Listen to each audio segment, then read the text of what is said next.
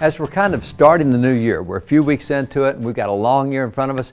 We're kind of past all the noise that went with the election, and so kind of a new administration place. There's going to be a lot of noise still coming even with that. But maybe it's time to focus on doing something a little different, something focusing on ourselves perhaps.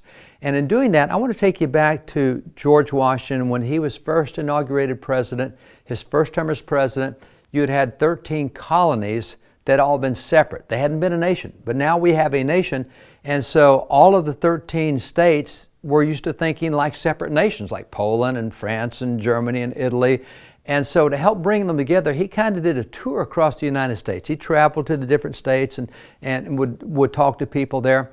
And as he was going into Rhode Island in 1790, August of 1790, there's a Hebrew congregation, a Jewish congregation. They called it Hebrew congregation then. That Jewish congregation heard he was coming and they wrote him a letter. And they said, man, we so appreciate you and what you've done for religious liberty and what you've done for the rights of conscience has been really good. And so Washington responds back to them.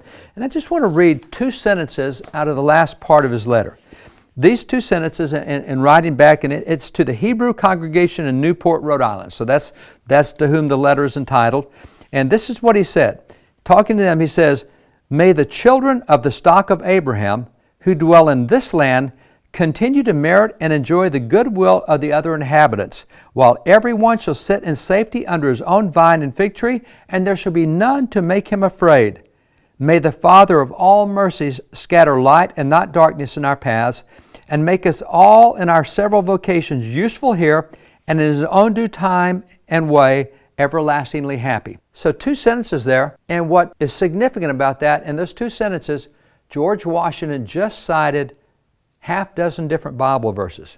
Now, I don't know how many Bible verses you recognize there, but he just is citing Bible verses. He's just writing all these different phrases out of Bible verses, which is a good reminder what we're told by Jesus in Matthew 12:34, that out of the abundance of the heart, the mouth speaks.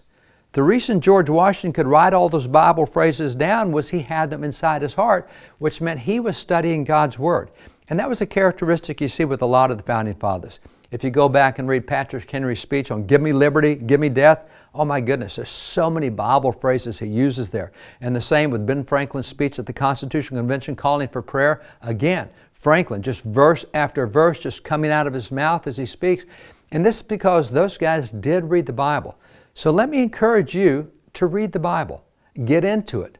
Memorize it. Learn it. Look at the issues that are going on around you and see if you can find verses that apply to that.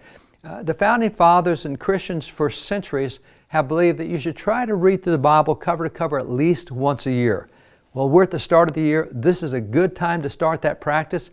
It only takes you a little over 3 chapters a day to be able to go through the whole Bible in a year. So if you haven't done that, let me encourage you to do that.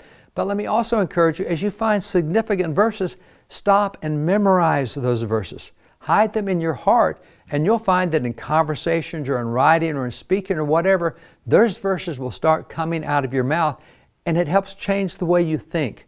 And this is one thing America needs, is more people with a biblical worldview. Biblical worldview in America is the lowest it's ever been in our recorded history. Right now, only 1 out of 16 Americans, or 6% of Americans, have a biblical worldview. You can't have a biblical worldview if you don't get in the Bible.